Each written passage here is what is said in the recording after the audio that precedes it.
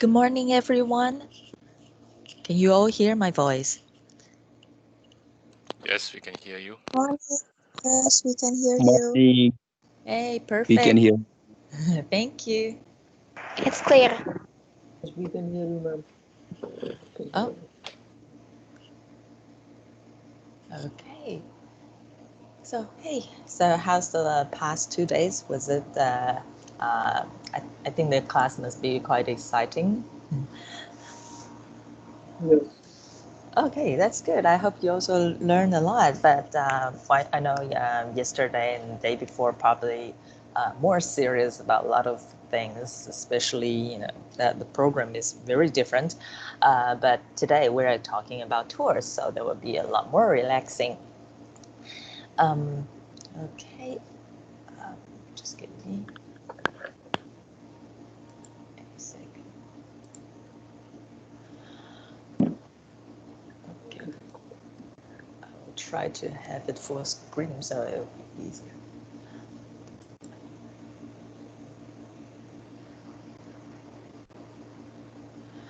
Okay, so today we're talking about touring Taiwan. So, yeah. All right. So before we start, actually, I know there are only very few people been to Taiwan before, right? So I was just curious to know that how many of you actually never heard of Taiwan before this summer program? Anyone?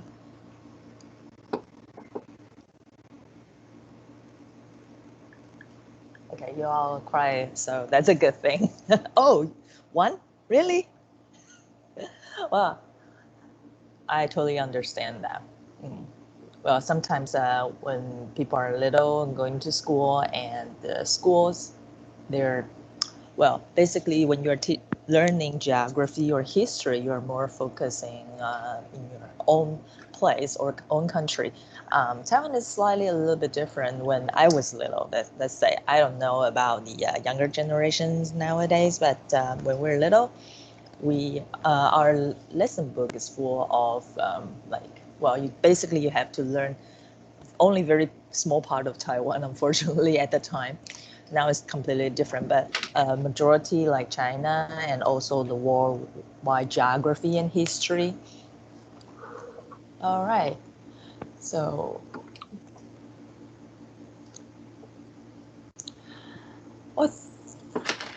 well, thank you, Poja Felix. Taiwan is pretty big for the country, really. Well, I mean, maybe if compare I know some of my Singaporean clients would say so, or some people from the islands would say so. But generally, it's compared with most of the other countries, is relatively a lot smaller. Thank you. Yes, and also it's hard to miss this complicated relationship with China. I know that is the very complicated topic, but we are not trying to focus on that for now. But apparently some things were related to it. Okay. Hold on. Oops. Sorry, I'm gonna have to mute you for a short while because someone is sound like brushing something.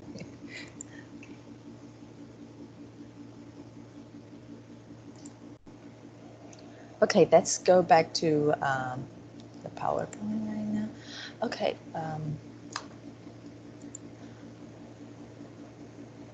Right. This two are map of Taiwan. The reason why I have two of these because one is with the names of some cities, counties, and some one is not. So I'm going to give you information about our this beautiful island. Okay, so this is the island of Taiwan. I'm pretty sure some of you, even though you don't really know you don't really know Taiwan before this summer program, but you must heard of it now, and you sure will look it up on the map. So Taiwan is located between, let's say, on the east side. Okay, on the east, this is Pacific Ocean. On the north, okay, it is a South China Sea. I think we mentioned that the other day before, but I think that would be good to repeat it one more time. And on the west is Taiwan Strait, on the south is Bashi Channel. So basically we're surrounded by water, and on the east side, another side would be USA, and on the north, there would be Japan and China on the west, then Philippines on the north. So that is our basic location. And Taiwan, most people knows Taiwan, but I actually don't really know that we also have several really beautiful islands, and it's totally worth to visit. And so, our big islands are here. This is Penghu Islands, and we also have islands. If you will be interested in knowing um, like military history, like war history, I think you can see quite a big part of it there. It's called Kinmen Island and Matsu Islands. And on the east coast here, we have a small little volcanic islands called Turtle Island.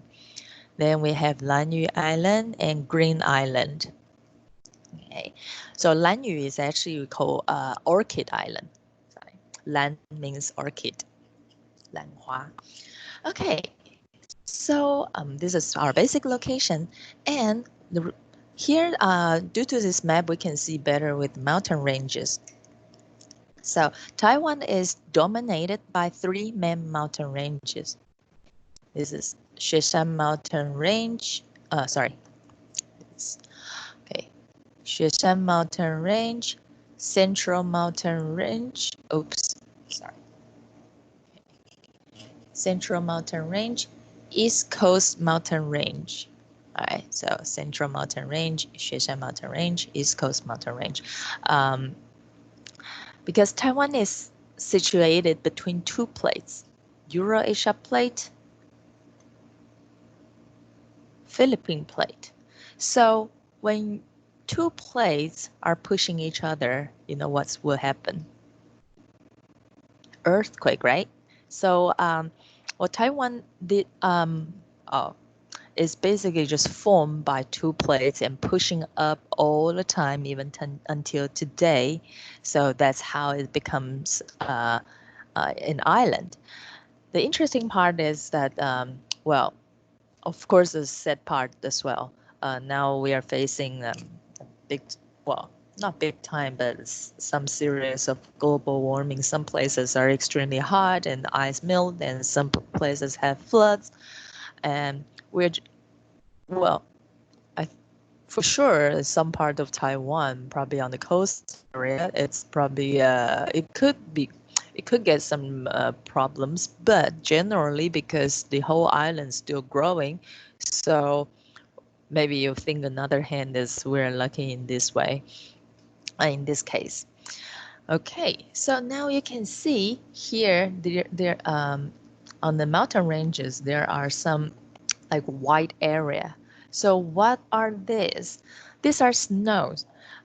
So because Taiwan is located in a place which is we have this is Tropic of Cancer across like central South Taiwan, and the Tropic of Cancer divided Taiwan into 2 different weather zones. So above Tropic of Cancer is the subtropical monsoon climate. Below is tropical monsoon climate. And because we have a lot of mountains, and also Taiwan's mountains are quite high, generally around this area. So the highest mountain we have right now is it's well, not right now, but it's been a long time. It's 3,952 meters high. So because it was so high, and also we're surrounded by the oceans, we have a lot of water, and the weather is humid. So it's also allows us to receive snows. Should be every year, but I think there's 1 year, not really snow, but like flakes, like snowflakes, small ones only. And okay, so because we have the mountains like almost 4,000 meters high, so also we have the Tropic of Cancer across Taiwan, and we are surrounded by the water, especially right by the Pacific Ocean, which also means that we receive monsoon climate. Okay, so if you ever been to Taiwan before, of course, if you are from Singapore, there might be because I remember someone from Singapore said he's been here before, and I think because like Singapore, Malaysia, certain area, or Indonesia, certain area are quite humid as well, so you might not feel that so much. But if you used to live in like Europe or like US, that kind of area, then when you come to Taiwan, you'll find out like it's extremely humid here. Okay, so it's might not sound really pleasant, but it's humid and you sweat in the summertime, maybe more, maybe, and you might have to take a few more times shower, but it's actually good for skins, right? Okay, so all right. So because we have high mountains and we also have subtropical monsoon climate, monsoon climate. So like when the mountain gets higher, then you also when you go higher on the mountains, you also get to experience different kind of weather zone. So these green areas are all flatland, and here this is like well this area. This is Taipei's city area, not this mountainside though. Okay, so you basically have these two weather zone, but you go to the mountains, then you experience like a high mountain kind of weather zone. And if you come to the East Coast, pretty much around here, and it will be quite interesting because there's a river called River. We can find rainforest climate. And this is very interesting, but I have to say it is quite a small area. All right.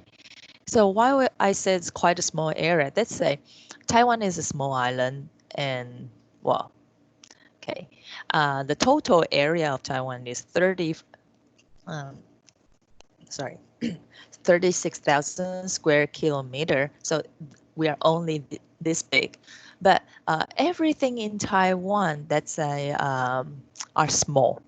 If you come to Taiwan and expect to see something like massive, um, like in China or maybe in your country or maybe in other countries, you really couldn't see it in Taiwan.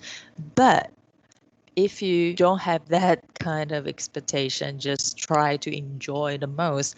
Taiwan has at least 70 to 80% of landscapes that you can see in the world. But like I said, the key thing is they are all a lot smaller than you expected. All right, so you can see pretty much everything, not everything, but a lot of things, but they are small. But not, you, let's say, I wouldn't say unique. Some is quite unique though. All right, I'm gonna go back to here.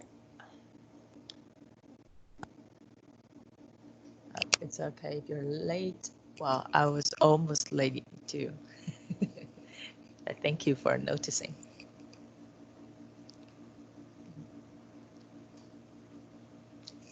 Oh, 教授您举手吗？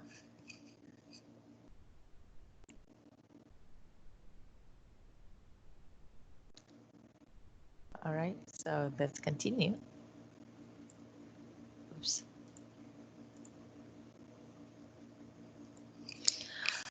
Okay, so we'll still stay on this map for a short while, and so as you can see that we have a lot of coastline, and But because Taiwan is formed by two plates, so a long time ago, we are actually below the sea. We're at the bed. So then when under the sea, there will be a lot of different species, such as coral and other type rock. So Taiwan, if you go to different area, different coast, then you will experience different view. For example, generally in northern Taiwan on the coast like here, and we are mainly, let's say mainly, having a stone, sandstone, rock stone area. Okay. So small part you can find beach around here. Here. Okay, so on the west side of the island, if you're into water sports, like you want to go more like to the beach more, so majority of beach, I mean sandy beach, are all around the west coast. But if you go to the east coast, you can see some rock area and some different type of beaches, because the rock it was formatted differently, and the rock is not like sandy beach, it's more rocky. Okay. And if you go to the southern Taiwan here, especially Kenting area, to the tail of this place, then it would be a coral beach. Okay, so we have, you know, it was formed when we were still under the water, so there are a lot of coral. So when you try to touch the sand, they could be a little spiky, but not like really break your skin. It's because of the quality is different. All right, so look at Taiwan map. Okay, what do you think Taiwan looks like? Anyone?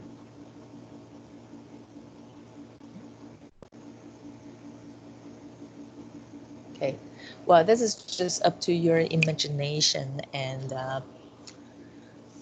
potato, peanut. Wow, that's very good imagination.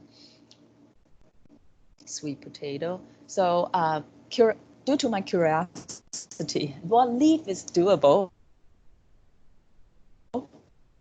Banana. That's really cute. I actually hear banana from kids. Rice. Uh, I'm not quite sure if it's a rice I will eat that, but okay. Due to my curiosity, why someone said sweet potato?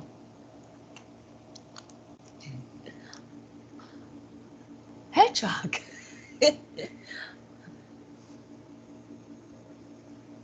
Oh, okay. Seal. Hmm. Well, everybody's imagination is certainly very different. Okay, so yeah, that's very interesting. The reason why I say that looks like Malaysia, really, I think this cow. I think this one on the left looks more.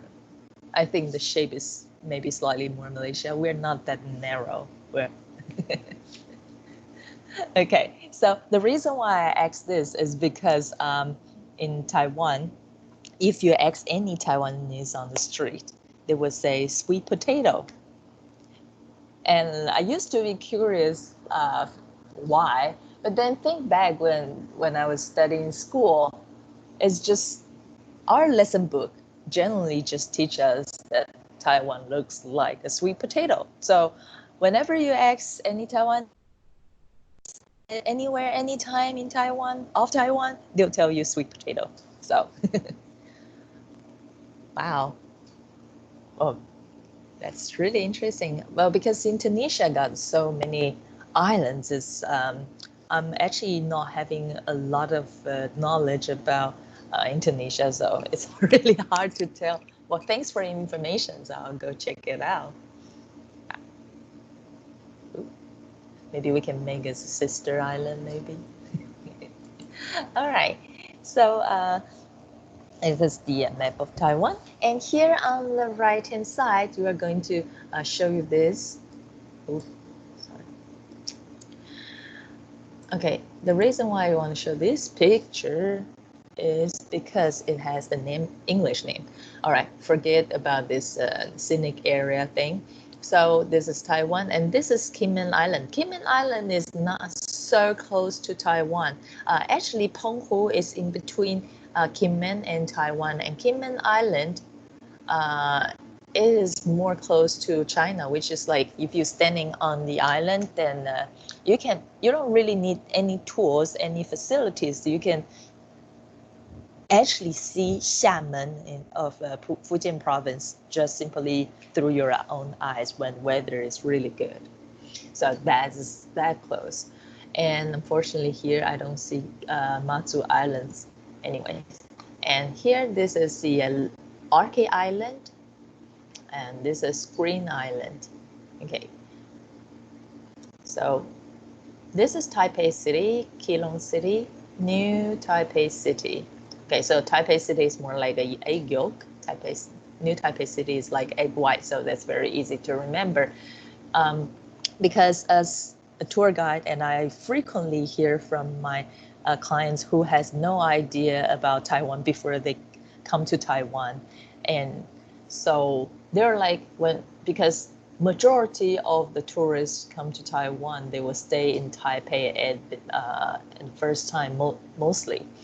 So when we are taking the buses away from Taipei City to somewhere, and sometimes they have very interesting way to ask me. It's like, why it's like after 1 hour we're still in New Taipei City. Okay, this is wrong though. This is Taipei City, and the darker blue one's New Taipei City.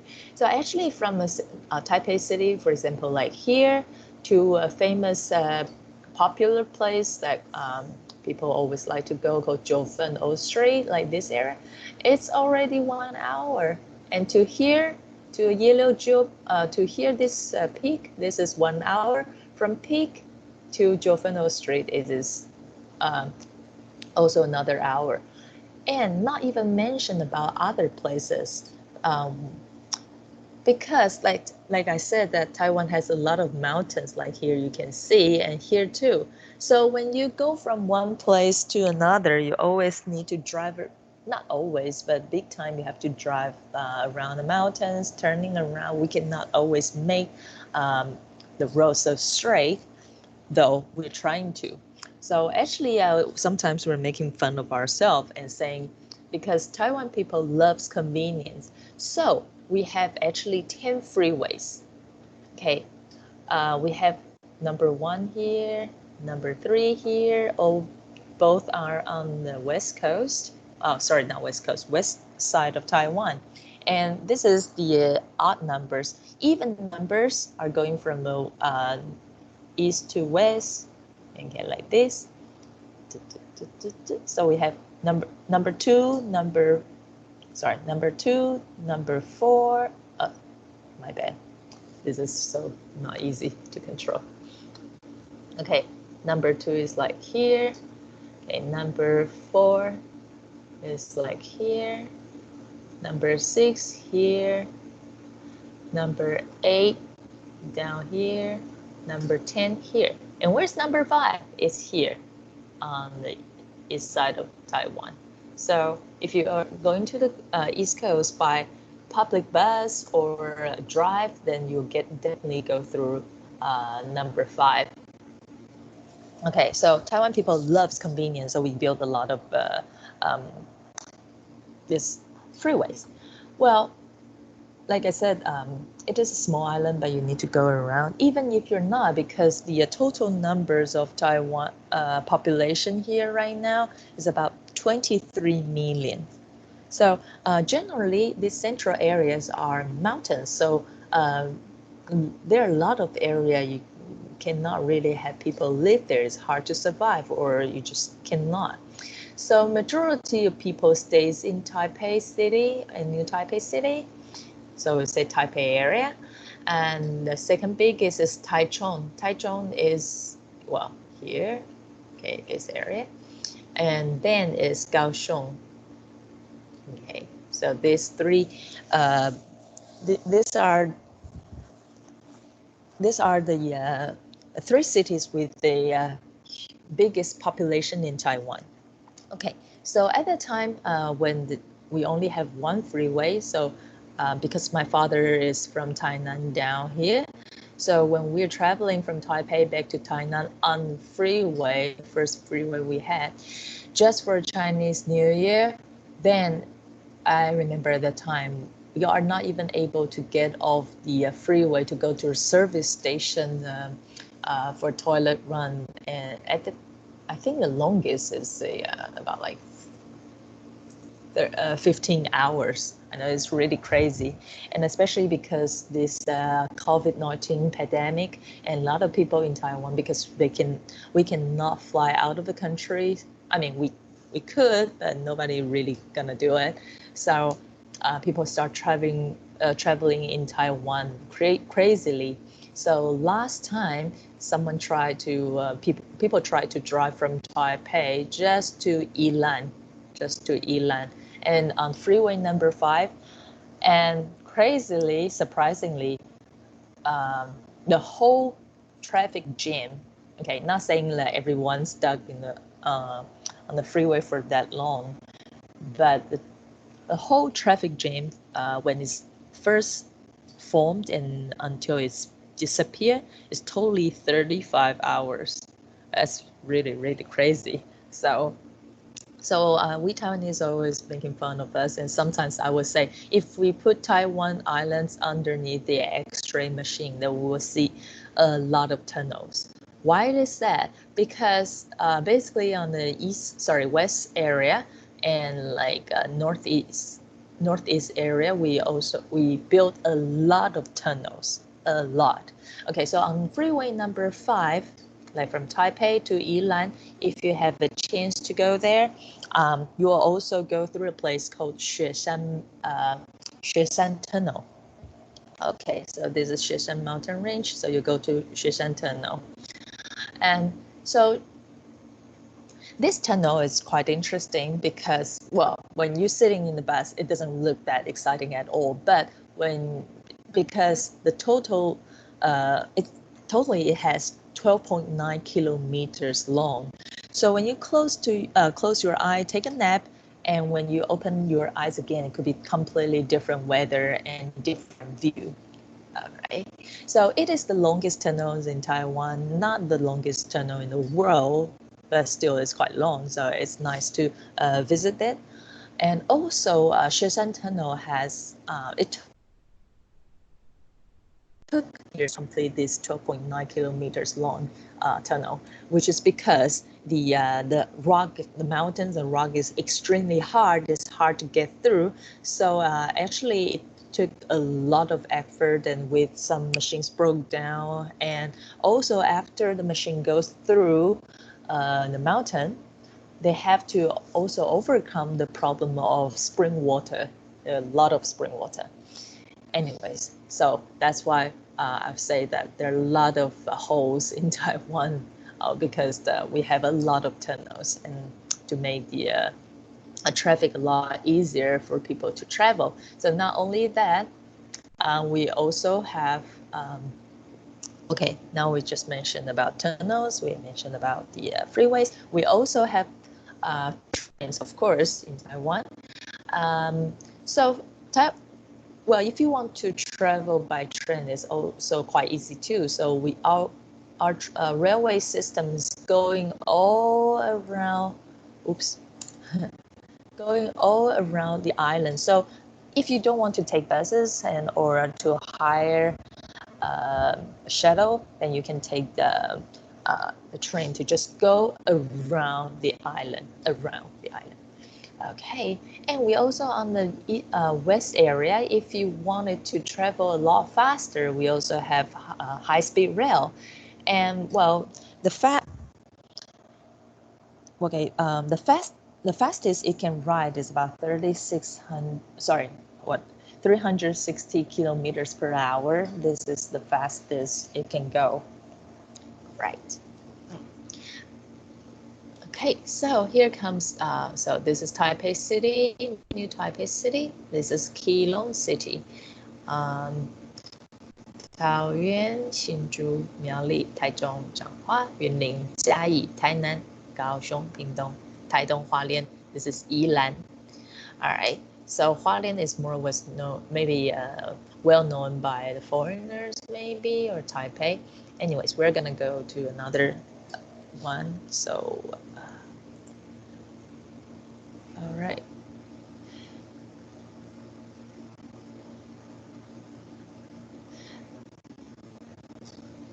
Okay, you said you rented a car to drive from Kaohsiung through the mountains to in Hualien to Taipei. Yes, but I'm not quite sure which part. How do you actually get around from Kaohsiung through the mountains in Hualien? You're driving on the East Coast, right? Okay, that's nice. Well, do you mind if I ask where you come from?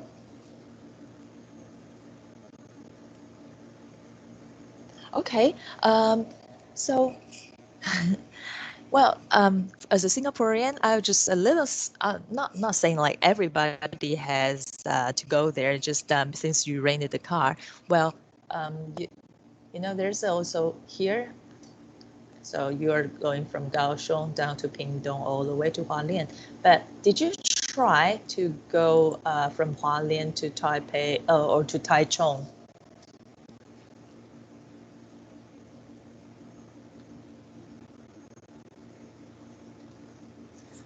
Okay, because I know a lot of people when traveling, people usually will go on the internet and read something from their local bloggers. So, okay, you passed Taichung. All right, the reason why I asked is because yes, Hualien to Taichung is quite far. Hualien to Taichung, if you drive, that's in central Tai.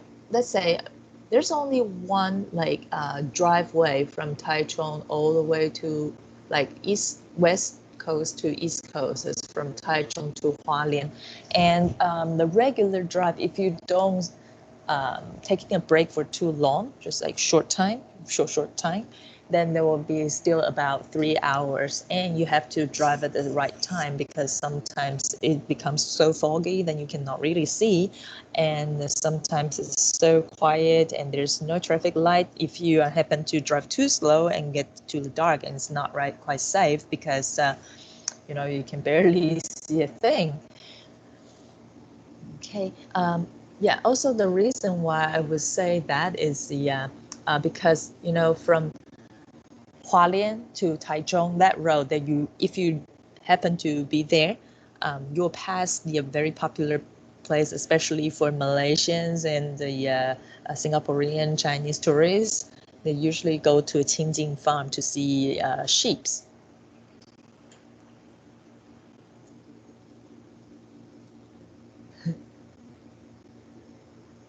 That's funny. Why freeway? Well, the reason why that traveling from Taichung to Taipei through a freeway gets you sleepy, I would imagine that honestly, majority parts of our where's our um, freeways located, we don't really have a lot of view or good view, like beautiful view, because we're small, and sometimes on both sides that you can see, especially when it's getting close to the cities, you can see a lot of let's say factories or maybe buildings, residential buildings, tons of things like that. Of course, I'm partly in woods.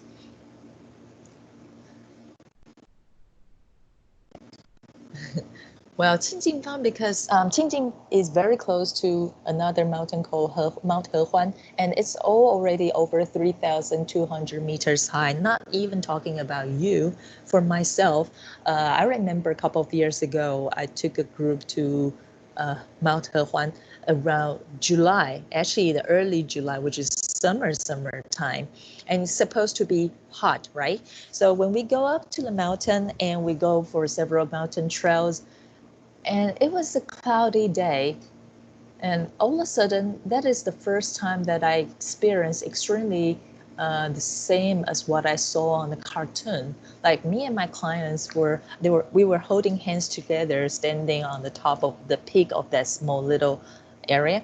Then the wind, because the wind was keep blowing and we cannot really standing hard. And all of a sudden I saw a big giant clouds just start to flow to us. And when it reaches to our area, all of a sudden the wind stopped and it started raining. It's just so weird, like standing in the clouds and have the pouring rain right away. And right afterwards, it's because it's cloudy, all of a sudden it becomes really, really cold and windy. So we decided we were going to have dinner before we went back to the hotel. Then we decided to go back to the hotel first for a shower and change the clean, dry clothes. After shower, my 10 fingers are still numb. It could be really crazy weather. So before you come to Taiwan, or when you're in Taiwan and before you plan to go to anywhere, please make sure to have your clothes ready. Especially Singapore, Malaysia, Indonesia generally are having hot weather. So I know a lot of people, if you don't travel frequently, you might not have enough winter clothes. So you have to make sure and make a plan in advance. Qingjing Farm, yes, it's a farm open for tourists. It's run by the government, and I have to say, Taiwan has our special species. Like, well, I will introduce the deer, and sorry, not the deer. We don't actually have sheep, and this is quite interesting because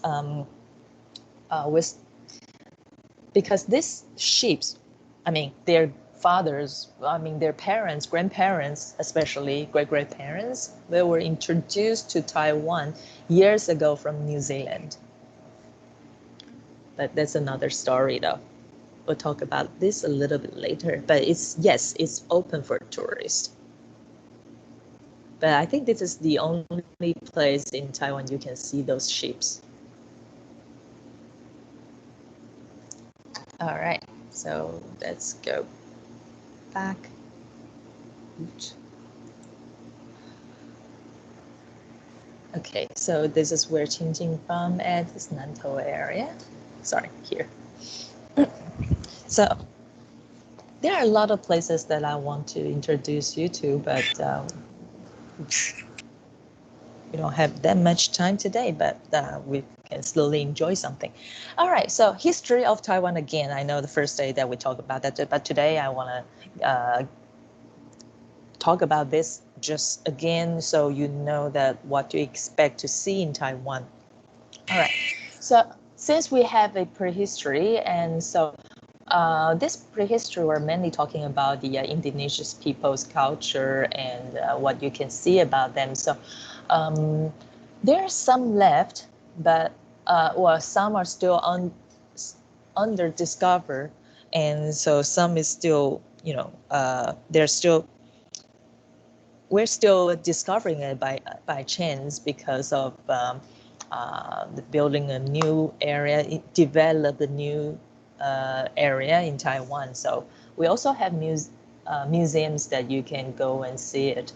Anyways, so we have Dutch Formosa, Spanish Formosa. Let's say Dutch Formosa they did bring quite a bit influence in Taiwan, though you cannot really see about like the stuff that we use daily in Taiwan right now, but things to eat. Okay, so when we say in Taiwan, we say Dutch people came to Taiwan. Actually, we have to say Dutch is a very interesting word that Taiwan people talk about. That, of course, the main government at the time, they were run by Dutch, but because they were traveling from on the ocean all the way from Europe to Taiwan, and at the moment, Dutch wasn't really a country. If you try to read their history, they were trying to be independent. So that's why they're traveling and taking over places for resource and earn more money.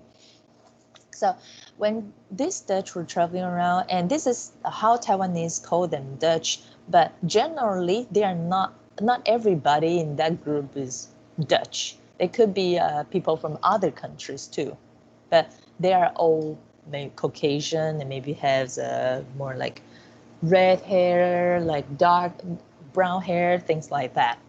Okay, so Spanish foremost, to say they were here for a very short time, and basically they came from here, from Philippines all the way to Keelung, like northern Taiwan area, like New Taipei City, Keelung area.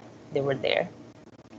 So because, like I said, they are short of money to put in Philippines to develop or rule Philippines. So they're also in fear of the war happening in Philippines area. So they took off from Taiwan quite fast after some wars with the Dutch. So they took off. But so in Taiwan, actually now, if you go to the right place, especially on the north coast, here we have an island called Heping Island, and now I think they have just discovered not long ago that we can see a Spanish built architecture kind of there. So someday when you come, maybe they're ready for visitors. And another really well-known place in Taipei is called Hongmaochen. Hongmaochen actually has two names, which is called Fort San Domingo and Fort Antonio.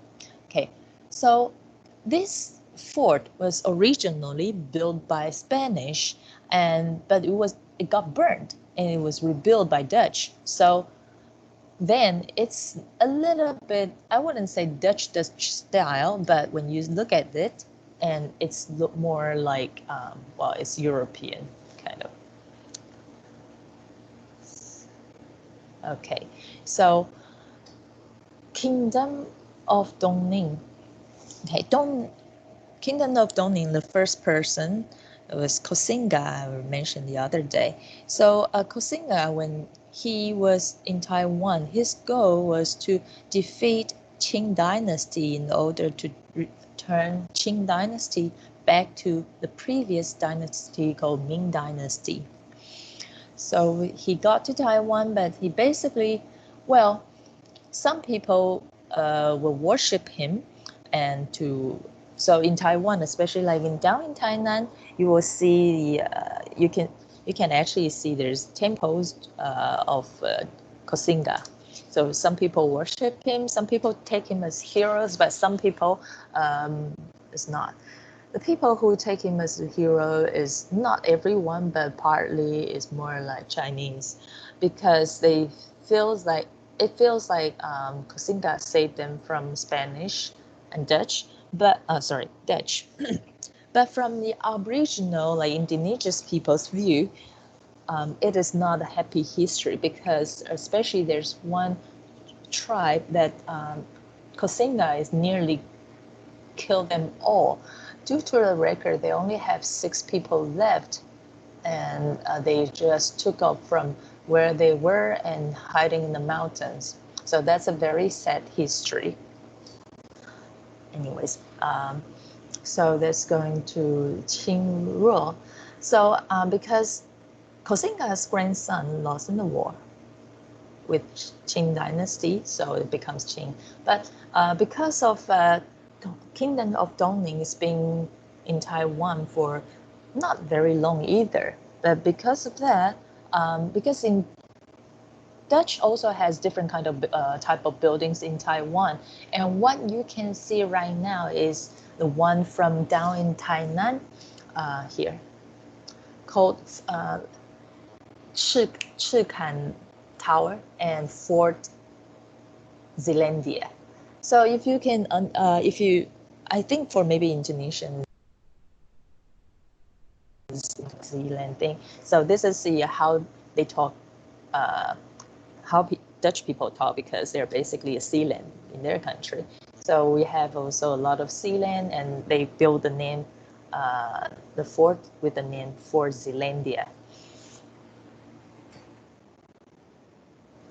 Okay, so during the Kingdom of Dongning time, they changed a bit of the Fort Zeelandia and Chikan Tower and also some other things.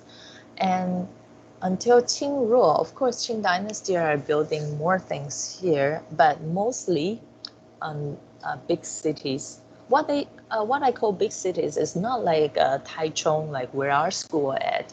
Is instead of Taichung, they build more things in like Lugang, this area. Okay, Changhua. Taichung is here, not right on the coast, so they build a lot of things in Changhua. And also okay, that is late Qing rules, but before that, we have people immigrate to Taiwan. So after Qing rule, that's Republic of Formosa. Republic of Formosa was established in 1895 simply because at the time Qing dynasty lost in the First Sino-Japanese War, so we were ceded to Japan since then. And at the time, their Chinese in Taiwan, they established a country. Not quite sure which one is correct. Some say it's because Qing dynasty want them to do so, because this way Taiwan Formosa is a country and it's nothing to do. Even the Japanese want them to cede Taiwan to them, it doesn't lose their face.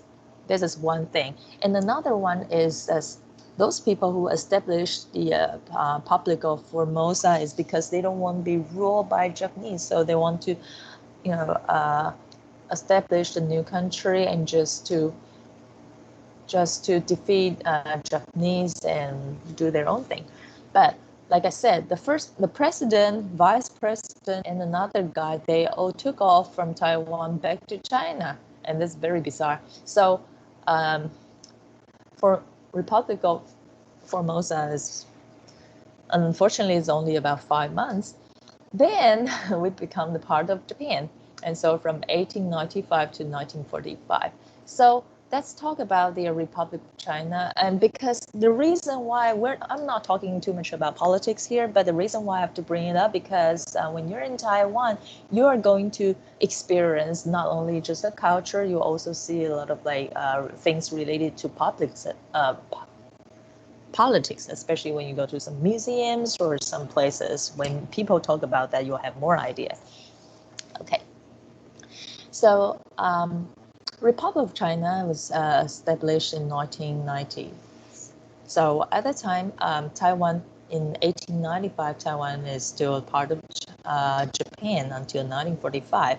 So I'm just gonna share this. How many of you thinks Taiwan supposed to speak which language? I mean, sorry, not how many. Let me correct myself. Which language do you think that Taiwan is supposed to be as big as a official language?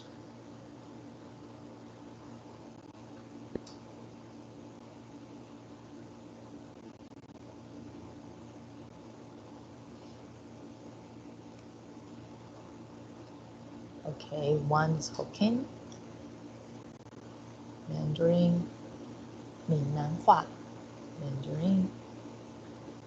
All right, so majority of people are saying Mandarin, right? I would say that is nowadays, yes, majority of people are able to speak Mandarin, but not everyone. It's still very little percentage of people doesn't speak any Mandarin. They are usually very, very old and lives in the mountains. Okay, so what's that? Because when Qing dynasty ruled rule Taiwan, they actually don't really treat Taiwan as anything important until late Qing time. So actually, at very beginning, they're only allow single, not married, single male to move to Taiwan. So majority of these people are from Fujian. So they come to Taiwan, they marry local aboriginals, and they've been settled here. But what they brought in is their language and some culture and living skills. So when they came to Taiwan, majority of them are from Fujian province. All right. Okay. So at that time, there's the Mandarin is not everywhere in Chinese region, so China region. So when they came to Taiwan, they were not speaking Mandarin. And then we were ceded to Japan. So then Japanese has become the official language. Okay. So when Cosina were here, he actually built some schools and to educate people, but it's more in what we call in Taiwan. Long time ago, we don't even call it like Taiwanese. And if you say 福建话, like Fujian language, it's honestly Taiwanese nowadays. Maybe they would say, "Oh, I speak Fujianese." That is quite rare, and actually, this is more like because of influenced by when like Singaporean Chinese, Malaysian Chinese would say, "Oh, I speak Fujianese." So that's how Taiwanese people copy and paste. But usually, we would say "hello way." Okay, we don't. Yeah, this is so we can tell who's from Taiwan, who's not from Taiwan straight away.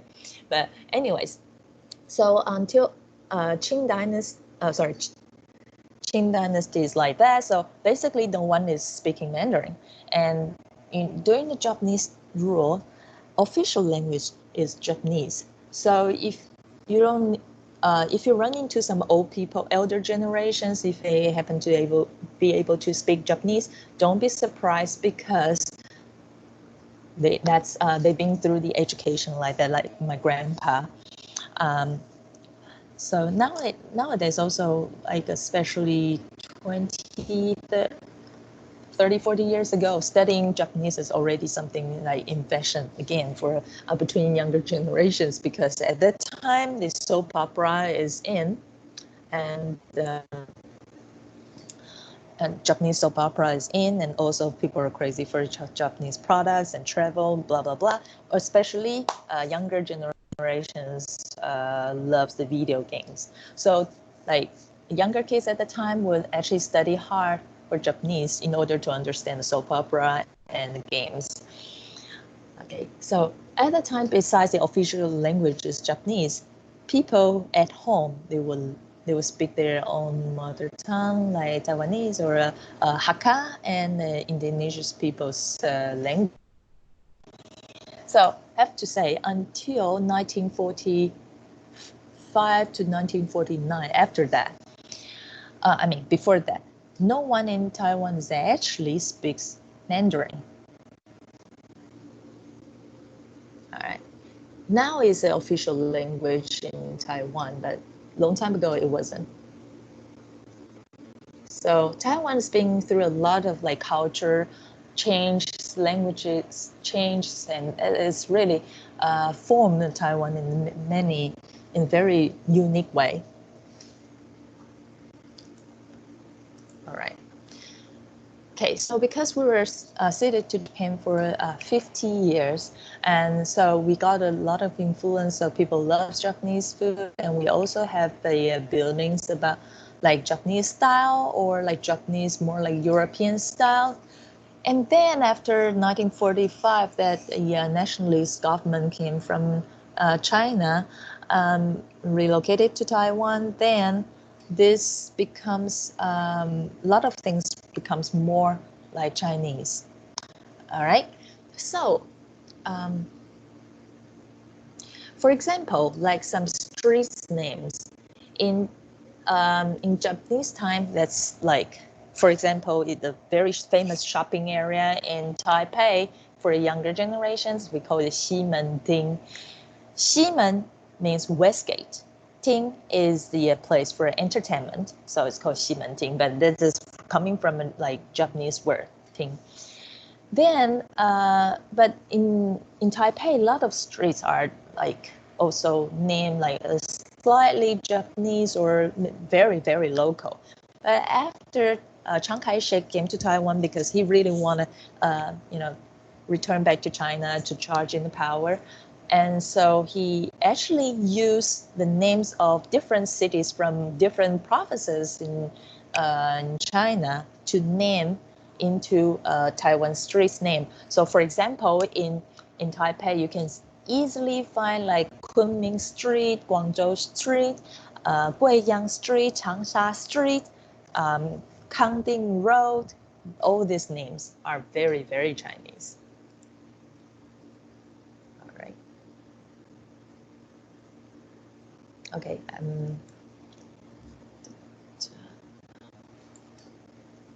Okay, so why touring in Taiwan? I'm gonna finish this topic quickly, and we're taking a short break. So, for those who has been to Taiwan, well, you definitely know the reason, but why? For the others who never been to Taiwan, have you ever thought about this question? Why Taiwan? I would say.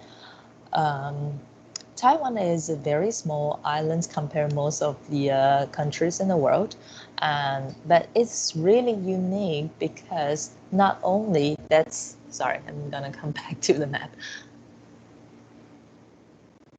Not only we're small that we are surrounded the ocean, like I said, that we are able to offer you a lot of different experience like high mountain ranges, like you can experience mountain climbings and doing things, and you have the coast to go to for a lot of sports. And not only that we hold on. So you can also enjoy a lot of what sport to get to. The thing is, I understand how Singaporean feels because your country is a lot smaller. So if you want to get out of the country, it's also not difficult. It just you have to go to other countries to see the different view. But like in Taiwan, the thing is that we are very, very small island, but we are able to provide majority type of different kind of landscapes to everyone. So everyone can find things that you would be interested in, you would like to do.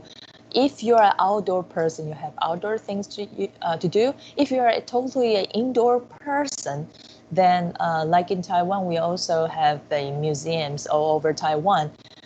But majority of the tourists only knows about National Palace Museum. Don't get me wrong though. The museum was great.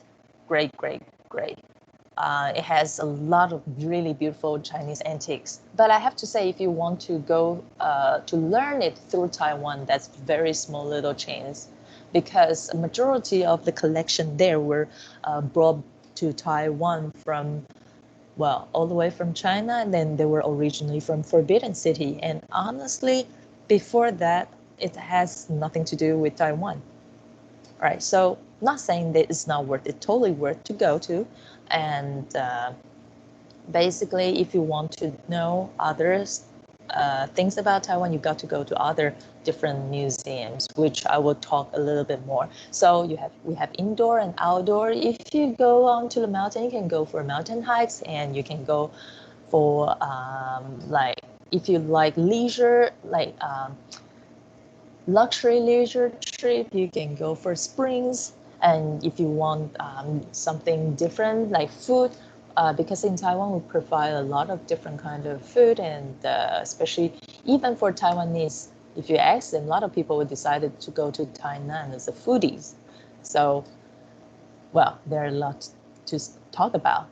But anyways, we're going to take about 10 minutes break. So please come back by 10:40. And I know the previous 1 hour is a little bit slow and a little bit maybe slightly boring when talking about history maybe. But what next well, next class we'll look at some pictures and talk about some more real thing happening right now. The weather situation in Hsinchu. Weather, this really depends on where you are. In general, or Hsinchu city, well, certain area in Hsinchu can be quite windy, no matter it's summer or winter, but especially winter. And what kind of situation are you asking for?